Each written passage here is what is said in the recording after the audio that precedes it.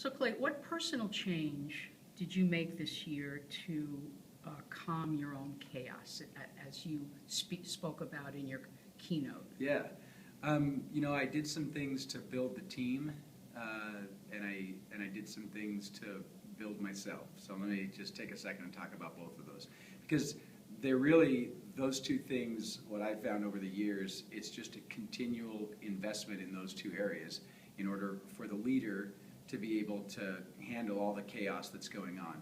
So I made a couple of big adjustments.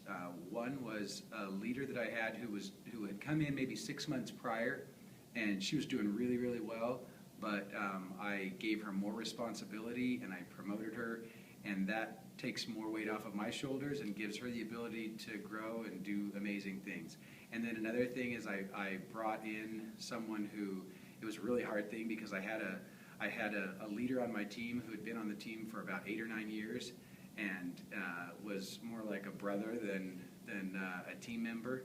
But it got to a point where as we looked to the future, I realized I needed somebody that had greater experience there. And so I made a change there.